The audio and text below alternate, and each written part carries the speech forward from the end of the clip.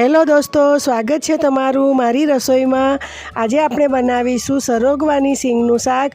તેના માટે મેં 250 સરગવો લીધો છે, 2 ડુંગળી ઝીણી સમારીને લીધેલી છે, ટામેટાને ચોપ કરીને લીધા છે, ગાંઠિયા, સિંગદાણા, ખાટું મીઠું ચવાણું, આદુ મરચાં લસણની પેસ્ટ, હિંગ, લાલ મરચું, કાશ્મીરી મરચું, રાઈ, ધાણા જીરું, શેકેલા જીરાનો પાવડર અને મીઠું। હવે સરગવાની સિંગને આ રીતે કાપી લેશું 2 બાજુથી અને પછી તેના નાના નાના ટુકડા કરી તેની આજુબાજુની નસો હોય એને કાઢી લેશું અને છોલી લેશું। સરગવો પોટેશિયમથી ભરપૂર હોય છે, તેથી તે હાડકાં મજબૂત કરે છે અને શરીરમાં થયેલા સોજાઓ પણ મટાડે છે, એટલે કે ઉતારે છે। પછી શરદી ઉધરસ થઈ હોય તો સરગવાને બાફીને તેનો નાશ લેવાથી બંધ થયેલા નાક ખુલી જાય છે। સરગવાની સિંગને આ રીતે સમારી લેવાની, તેની બધી નસો કાઢી લેવાની, છોલી લેવાની અને વચ્ચેથી કાપો પાડી લેવાનો। આપણે ભરેલો સરગવો બનાવવાના છીએ। આ રીતે વચ્ચેથી ચીરો પાડી, જેમ આપણે રીંગણનું શાક ભરતા હોઈએ તે રીતે વચ્ચેથી કાપા પાડવાના। એટલે મેં જાડો સરગવો લીધો છે। હવે એક ગેસ પર એક કડાઈ મૂકી પાણી ગરમ કરવા મૂકીશું અને તેમાં મીઠું, સહેજ હળદર અને સરગવો નાખીને સરગવાને 80% જેટલો બાફી લઈશું।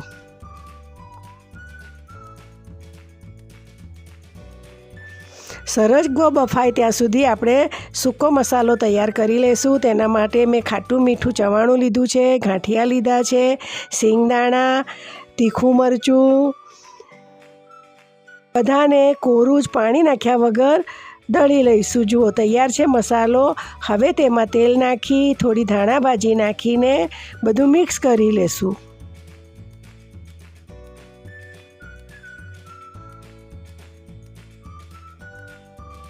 હવે સરગવો બફાઈ ગયો છે કે નહીં ચેક કરી લઈશું। સરગવો બફાઈ ગયો છે, હવે તેને કાઢી લઈશું।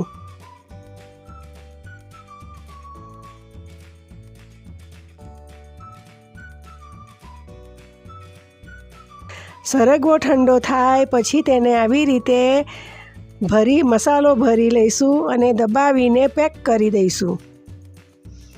જુઓ આ રીતે સરગવામાં બધા સરગવાની સિંગમાં આ રીતે મસાલો ભરી લેવાનો।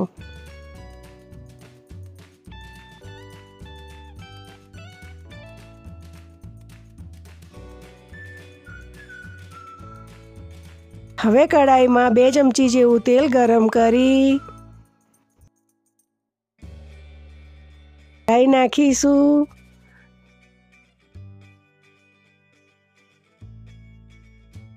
રાઈ તતડે એટલે હિંગ નાખીશું।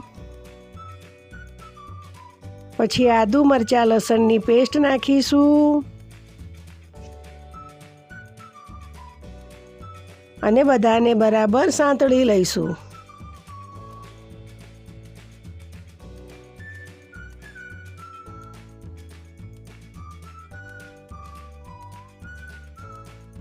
મસાલાની કચાશ પૂરી થાય એટલે તેમાં ઝીણી ચોપ કરેલી ડુંગળી નાખીશું અને ડુંગળીને પણ સાંતળી લઈશું।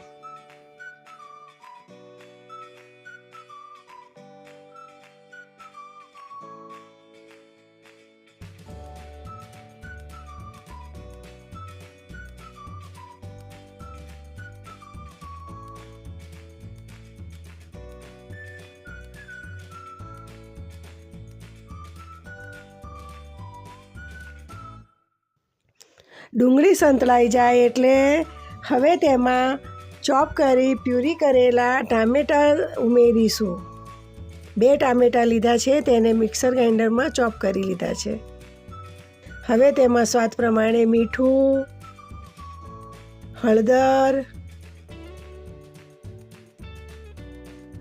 ધાણા પાવડર, શેકેલા જીરાનો પાવડર, કાશ્મીરી લાલ મરચું વગેરેને નાખી બરાબર બધું મિક્સ કરી લઈશું।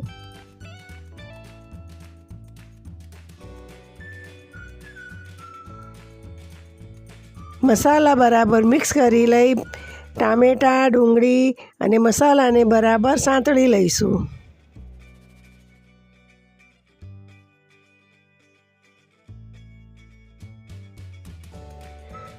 મસાલા સંતળાઈ જાય, તેલ છૂટું પડે એટલે ભરતા વધેલો મસાલો જે છે ખાટા મીઠા ચવાણાનો બનાવેલો છે તે ઉમેરી દઈશું. પાણી નાખીશું અને બધાને બરાબર મિક્સ કરી લઈશું.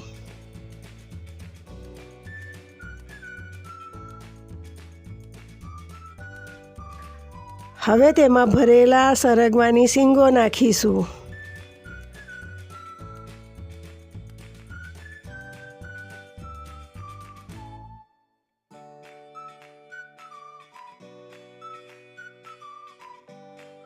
અને ફરીથી જરૂર જેટલું પાણી ઉમેરીશું. હવે બધાને બરાબર મિક્સ કરી 5-10 મિનિટ ચડવા દઈશું.